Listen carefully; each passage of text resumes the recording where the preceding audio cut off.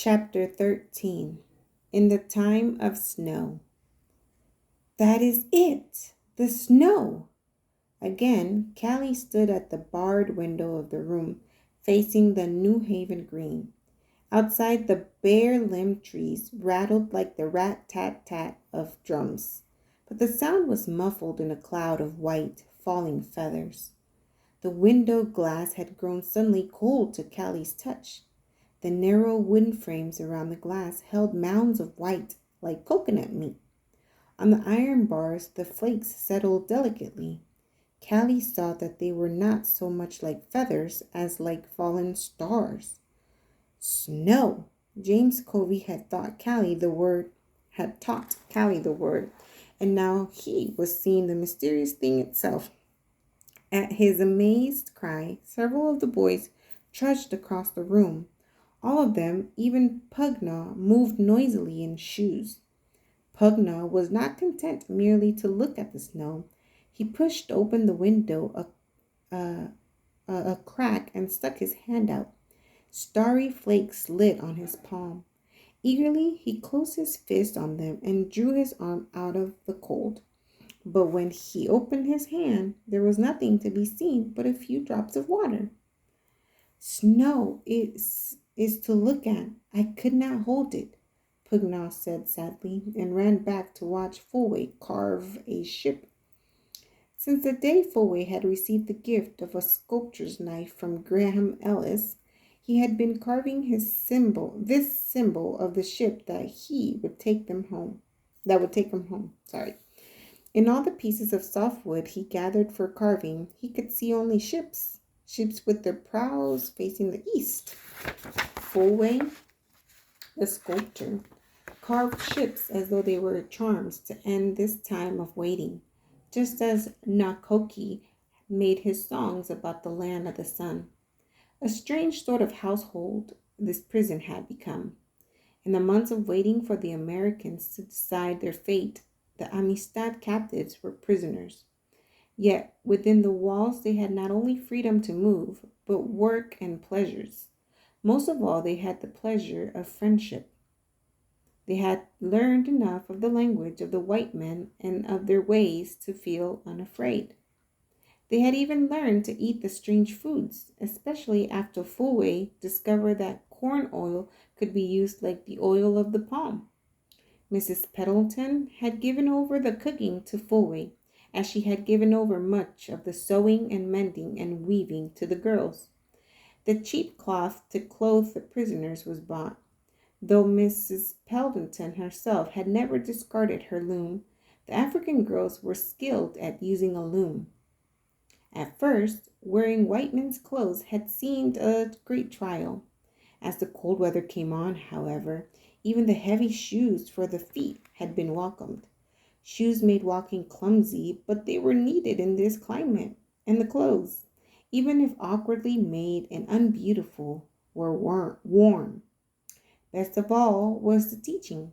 Every day someone, Professor Gibbs or Graham Ellis or Enoch or some of their friends came across the green from the college. They taught the white man's language, and they taught those who wished to learn how to read first the alphabet and then words from a printed page. When Callie first came to understand that certain marks on a page were symbols of his name, he strutted about like a young tiger. He would search for a K or an L or E as eagerly as he used to look for omens on his morning walks in the village. Finally, he knew all the symbols for that thing Enoch called the alphabet. He could pick out Cinque's name and Marga's and the names for, quote, sun and, quote, moon for animals. He knew the alphabet. He could read. It was a great wonder. Reading was hard work for the older men. They muttered to themselves quite loudly as they read. Big drops of sweat stood on their brows. But for Callie, reading seemed to come easily. Even Cinque could not read any better than Callie. He had 3 books of his own that Graham Ellis had brought him. A spelling book with a blue cover, a book of stories about the God of the white man, and a book that had amusing pictures. Even its name, quote, Mother Goose, was funny. And the words were singing words. They had pleasant flow, like songs in Mandingo. Mr. Ellis had said the books were Callie's own, no matter what happened. There was a troubled look on his face when he said, no matter what. Callie thought of those words now as he stood at the window watching the silent fall of snow. Until the time of snow, nothing would be decided. James Covey had explained 2 months ago. He had gone off to his ship again, but now he was back and the court trial had begun again. There had been no teaching today or yesterday because of the trial. Cinque and Grabo had gone off with Mr. Pendleton early in the morning. Mr. Staples and Mr. Baldwin had gone with them. They were the lawyers who would palaver with the wise man, the judge in the court. It was hard to understand what was going on, even when James Comey explained in Mandingo. So much of the talk at court seemed to concern other things than the question of their freedom. As the first surprise of the snow began to fade, Callie's thoughts turned more and more anxiously toward the happenings in the court. There had been rumor of a ship in the harbor, not a good ship to carry them home again. Instead, it was a ship to take them back to Havana. What if the judge decided that they were slaves and the property of the Spaniards? What if he said they must go on that ship? Callie shivered and pressed his hands against the cold, barred window. It is not right for Mandi to be slaves, Cinque had said. His mother also had said it when she gave him the file as a farewell gift. His mother, who was not in the land of the living. Callie knew this to be so because a man had come from Havana, a good man, Dr. Madden. Before coming to America as a witness, he had gone to the barracoon and talked with the slave dealer's attendant. This man had told the true story of the stay at the barracoon. When he heard how Cinque had sailed the ship but had not, after all, come to his home, he had said, "What a pity." Dr. Madden had told these things, and now he was at the trial with Cinque and Grabo. Would the judge listen?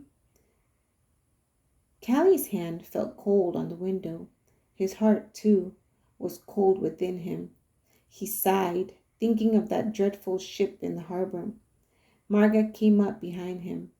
He heard her laugh before he felt the touch of her fingers on his sleeve. He whirled around and saw that she held something in her other hand, hidden in the folds of her skirt. A surprise again, Callie chuckled. Marga was always full of surprises. An apple? A sweet cake she had baked? A handful of nuts? Marga's surprise was none of these. It was large and white. She held it out in both hands, a great square piece of cloth. "It's finished." Her eyes were bright. "Mrs. Pendleton helped me take it off the loom, but the weaving is mine, all mine." "What is it?" Callie asked. "A sail for your riverboat." Marga's voice was suddenly shy. "You said when you come home you want a sail so you can go faster than any boys in your village." "When you come home." Marga was not worried about this trial, but then she had not listened to the talk as he had. She had been busy weaving. Callie took the sail with hands that trembled. Perhaps it was an omen. "Go ye ahead upon the way. Tell them we are coming, like bright lizards running." Outside it was dark, but not quite dark because of the snow that glowed from lighted candles in the windows of the houses around the green. Muffled footsteps sounded outside the house. Mrs. Pendleton could be heard lifting the chain off the door. Then there was a great clatter of tramping feet and the sound of voices and laughter. Crowds followed Cinque and Grabo into the hallway and flowed through the open doors of the rooms. A look at Cinque's face was enough for Callie to know that the news was good. "The judge has spoken. We are free." The rest of Cinque's words were drowned in a clamor of joyous shouts. Free! That word of Tua's! Tua had not been mistaken. That night had been the happiest that Callie could remember. On the morrow, the happiness melted like snowflakes in Pugna's hand. Mr. Forsyte and Mr. Hollibird, the district attorney, had ordered an appeal. Graham Ellis sat at a table with Cinque, trying to explain. The ruling seemed so just, so fair, we didn't think there'd be any more to it. The circuit court judge allowed a reward to Gedney for salvaging the ship and cargo for the Spanish owners. He decreed that Antonio, the cabin boy, the Ladino, was to go back to Cuba as slave to the wife of Ramon Ferrer. Seems that's what the boy wants or thinks he wants. Cinque sat in the stiff chair of a white man and stared straight ahead. He thought of the wretched lying boy. How could it be that even such a one would choose slavery? Is that what happens when one has not known freedom? But no, that is not so. Cinque had seen with his own eyes a woman, born a slave, from a place far off to the south. This woman had walked 1,000 miles in 20 nights, following a star in order to be free. Cinque had talked to her briefly one day when he went to the Hopkins farm for a visit. From her, he had learned that a slave longs all through life for freedom. Cinque spread out his hands, palms up, as if to say that Antonio's miserable choice was a thing he could not grasp. The case of Antonio is finished, Ellis declared. It is the part of the ruling that concerns you and your people that will be considered again in the highest court. This is the meaning of the appeal. Then the waiting is not over. Cinque studied the troubled eyes of the man sitting opposite him. They have reasons? Graham Ellis scowled. The same old reasons, he answered. The reasons that people who enslave others can always find. The Spanish ambassador claims that the vessel, cargo, and property rescued out of the hands of robbers and pirates shall be restored to the owners. He points to a treaty. But Mr. Baldwin has said we are not pirates, Cinque answered. Pirates are violent men. It is true I was forced to kill the captain of the Amistad, but the lives of those others were spared. We have said that you are not pirates, that the only pirates are those that kidnapped you and put you into the hands of Ruiz and Montes. We have said that human beings are not property, that the Spaniards are not your owners. We have said that the passports which name you as Ladinos when you are really Bozals are a fraud and a lie. We shall have to say these things again. Cinque followed the words with careful attention. When Ellis had ceased speaking, he leaned forward. I have not tried before to speak what was in my heart, he said. I have been moved many times to speak, but the language escapes me. That we should defend our own freedom is natural, but that all of you have done this thing for strangers in an alien country? Ellis interrupted. It's not for you alone. It is for ourselves too that we need to act, for the sacred promise on which America is founded. While some men are enslaved, we believe that none are truly free. He paused, wondering if he could make his meaning clear to Cinque. One of our great men put it this way. We hold these truths to be self-evident, that all men are created equal, that they are endowed by their Creator with certain unalienable rights, that among these are life, liberty, and the pursuit of happiness. If the Declaration of Independence isn't for everybody, it hasn't any meaning at all. Life, liberty, and happiness. Cinque turned the words over in his mind, in his own language. To live, to be free, to know the happiness of putting his hand to his plow, to plow his field with his son beside him. It is a good promise, he said. I will explain to the others. They will understand. We will wait in patience. The troubled look left Graham Ellis's eyes. There is another thing, he said. The Supreme Court to which the case will be carried is very important. The Attorney General will place his arguments before it. Mr. Baldwin thinks that you two should have an important man to speak. There is such a man, one who was president when I was a boy, no older than Pugna. His name is John Quincy Adams. Adams? Cinque repeated the name carefully. It was another word he must learn.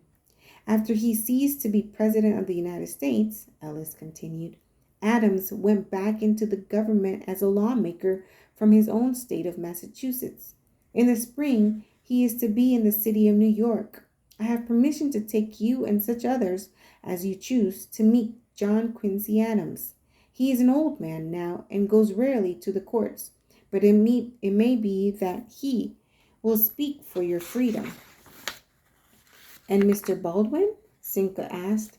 He too will make an argument, but he is a man like I am, neither important nor famous. Cinque smiled. You are my friends. When we get home, your names will be famous in the Mandi country.